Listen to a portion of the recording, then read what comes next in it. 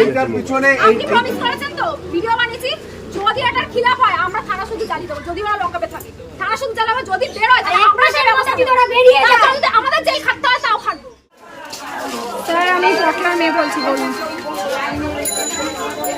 পিঙ্কিকে আর call দেওয়া যাবে না কি করবেন আর ওনাকে বলে আপনি বলুন তো রাত থেকে আমরা কত কন্টিনিউ স্যার আপনাকে ফোন করে আছি আপনাকে ফোন করা হচ্ছে সুবর্ণ আন্টিকে ফোন করে আছি রাত 2:30 থেকে আজকে মানুষটা মার্ডার হওয়ার পর জীবনটা চলে যাওয়ার পর এখন ফোন করে খবর নিচ্ছে পিঙ্কি কোথায় কি দয়া দেখাবেন এখন পিঙ্কিকে একটা ভোট পাবেন না আমাদের পাড়া থেকে একটা ভোট পাবেন না আসুন আমার ভোট নিতে আপনি আসুন ভোট নিতে আমরা দেখছি আপনি আর সুবর্ণ আন্টি আসুন আমার ভোট নিতে কি করে ভোট পান আমরা দেখছি এই 8 নম্বর ওয়ার্ডের জন্য আপনারা ভোট পেয়ে জিতেছেন ঠিক আছে 8 নম্বর ওয়ার্ডের জন্য ভোটটা পেয়ে জিতেছেন আর একটা ভোট পাবেন না না কমপ্লেন হয়েছে অভিযোগ হয়েছে তার আগে 13 জন অ্যারেস্টও হয়েছে 13 জন অ্যারেস্ট হয়েছে 13 জনের সঙ্গে এনারা আরও কয়েকজনের কথা বলেছেন তাদেরকেও অ্যারেস্ট করার ব্যবস্থা করছে।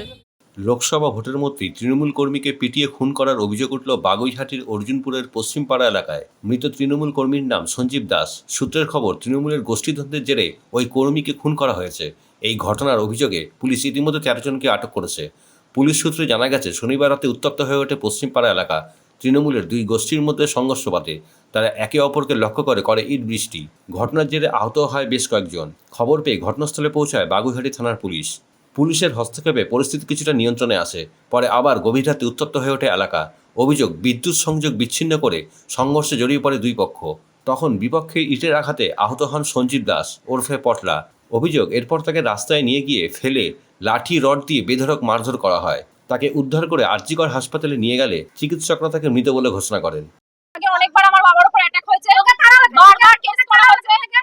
বারবার কেস করেছি আমরা থানায় বারবার থানায় কেস করেছি বারবার পলিটিক্সে আমরা হেল্প নিতে গেছি সুপর্ণা কাউন্সিলরের কাছে গেছি দেবরাজ চক্রবর্তীর কাছে গেছি কোনো স্টেপ নেওয়া হয়নি বিনা স্টেপ নেওয়া হয়েছে আমরা কোনো সাহায্য পাইনি না পুলিশের কাছ থেকে কোনো সাহায্য পেয়েছি না কোনো পলিটিক্স দিয়ে সাহায্য পেয়েছি সবাই ফোন করেছে যখন মার্ডার হয়ে গেছে আমার বাবা যখন মরে গেছে তখন নিজে থেকে সব পুলিশ আমাকে ফোন করেছে আমরা হয় 24 ঘন্টার মধ্যে ওদেরকে চাই আমাদের সামনে আমরা নিজের হাতে শাস্তি দেবো নাহলে 24 ঘন্টার মধ্যে আমরা ফাঁসি চাই মার্ডারটা প্ল্যান করে করা হয়েছে যেমন পলিটিক্স লিগাল আছে এই পলিটিক্স থেকেও ষড়যন্ত্র করে করা হয়েছিল তো আমি চাই পলিটিক্স থেকেও শাস্তি পাওয়া করা এবং যারা প্ল্যানিং করে মার্ডারটা করা হয়েছে যারা রাতে সেই মার্ডারটা করেছে তাদের কঠোর শাস্তি এবং আমরা চাই যে 24 ঘন্টার মধ্যে আমাদের এমন প্রুফ দেওয়া হোক থানা থেকে বড়বাবু সেটা আমাদের প্রমিস করেছেন যে এমন প্রমিস করেছেন যে 24 ঘন্টার মধ্যে এমন একটা প্রুফ দেওয়া হোক যেটা আমরা বিশ্বাস করছি ওদের ফাঁসি দেওয়া হবে। কতজনের নামে কমপ্লেন করেছেন?